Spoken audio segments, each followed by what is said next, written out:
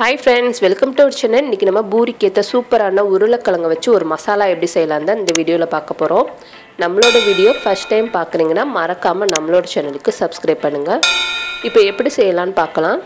இப்போ ஒரு கடாய் ஹீட் பண்ணிருக்கேன். இதுல ஒரு 3 டேபிள்ஸ்பூன் அளவுக்கு கடலெண்ணெய் சேர்த்துக்கோங்க. கடலெண்ணெய் இல்லனா நல்லெண்ணெய் சேர்த்துக்கலாம்.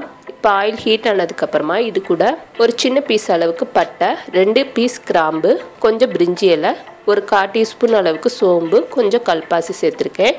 இதை எல்லாத்தையும் ஆயில்ல சேர்த்துட்டு ஃப்ரை பண்ணிக்கலாம். இப்போ நல்லா பொரிஞ்சதுக்கு அப்புறமா இது கூட ஒரு 2 பெரிய வெங்காயத்தை நல்லா பொடிசா கட் பண்ணி எடுத்துர்க்கேன். நல்லா குட்டி குட்டியா கட் பண்ணி எடுத்துக்கோங்க. இப்போ ஆனியனும் சேர்த்துட்டு நல்லா அந்த கலர் வந்து சேஞ்ச் ஆற வரைக்கும் வதக்கிற போறோம். நல்லா ஒரு கோல்டன் கலர் வரணும் அந்த அளவுக்கு வதக்கினதுக்கு அப்புறமா இது கூட 1 டேபிள்ஸ்பூன் இஞ்சி பூண்டு பேஸ்ட் சேர்த்திருக்கேன். ஒரு 2 பச்சை மிளகாய் நீல ஷேப்ல கட் பண்ணி வச்சதை சேர்த்துக்கலாம். சேர்த்துட்டு இஞ்சி பூண்டை அந்த ஆயில்ல கொஞ்ச நேரம் ஃப்ரை பண்ணிக்கிற போறோம். இப்போ கொஞ்சம் வதங்கினதுக்கு அப்புறமா இது கூட ஒரு 2 தக்காளி பழத்தை நீல ஷேப்ல கட் பண்ணி எடுத்துர்க்கேன். சின்ன பழமா இருந்தா 3 பழம் சேர்த்துக்கோங்க. பெரிய பழமா இருந்தா 2 பழம் போதும். இப்போ தக்காளி சேர்த்துட்டு கொஞ்சம் வதக்கிட்டு இத மூடி போட்டு ஒரு 2 நிமிஷம் மட்டும் வதக்கிற போறோம். தக்காளி ஓரளவுக்கு வதங்கினா போதும். நம்ம மசீர வரைக்கும் வதக்கணும்னு அவசியம் இல்ல. இப்போ கொஞ்ச நேரம் நல்லா வதங்கி இருக்கு. இந்த அளவுக்கு வதக்குனதுக்கு அப்புறமா இது கூட மசாலாலாம் சேர்த்துக்கலாம். இது கூட ஒரு 1/4 டீஸ்பூன் அளவுக்கு மஞ்சள் தூள் சேர்த்துக்கோங்க. 1/4 டீஸ்பூன் ஜீரகத்தூள், 1 டேபிள்ஸ்பூன் தனியாத்தூள், 1 டேபிள்ஸ்பூன் காஷ்மீரி சில்லி தூள் சேர்த்திருக்கேன். இது கூட ஒரு 1/2 டீஸ்பூன் அளவுக்கு கரம் மசாலா தூள் சேர்த்துக்கோங்க. சேர்த்ததுக்கு அப்புறமா இத ஆயில்லே நல்லா ஃப்ரை பண்ணிக்கிற போறோம். கொஞ்சம் வதங்கணும். அப்பதான் கொஞ்சம் அந்த ராஸ்மல்லாம் தெரியாம இருக்கும்.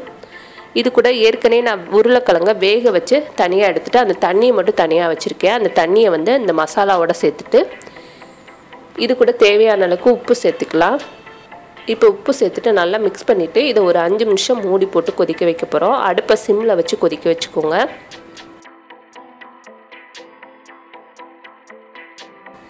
இப்போ கொஞ்ச நேரம் நல்லா கொதிச்சிருச்சு. இத நல்லா மிக்ஸ் பண்ணிட்டு இது கூட நம்ம ஏற்கனவே வேக வச்ச உருளைக்கிழங்கு உப்பு போட்டு வேக வச்சு சின்ன சின்ன ஷேப்பா கட் பண்ணி எடுத்துர்க்கேன். நீங்க மசிச்சு கூட சேர்த்துக்கலாம் உருளைக்கிழங்க. இப்போ உருளைக்கிழங்கு சேர்த்ததுக்கு அப்புறமா இது கூட 1 டீஸ்பூன் அளவுக்கு கஸ்தூரி மெத்தி சேர்த்துக்கோங்க. கொஞ்சம் கிரஷ் பண்ணிட்டு சேர்த்துக்கோங்க. நல்ல ஃப்ளேவரா இருக்கும்.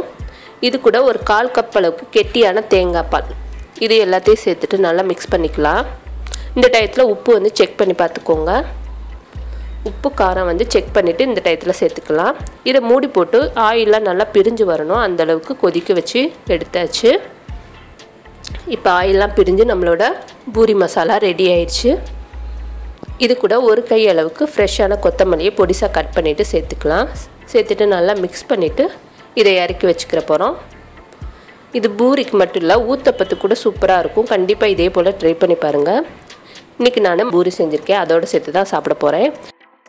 பூரி ஊத்தப்பத்துக்குலாம் சூப்பரா இருக்கும். கண்டிப்பா இதே போல ட்ரை பண்ணி பாருங்க. சப்பாத்திக்குலாம் சூப்பரா இருக்கும். இந்த வீடியோ உங்களுக்கு பிடிச்சிருந்துச்சுன்னா லைக் பண்ணுங்க, ஷேர் பண்ணுங்க, மறக்காம நம்மளோட சேனலுக்கு Subscribe பண்ணுங்க. Thank you.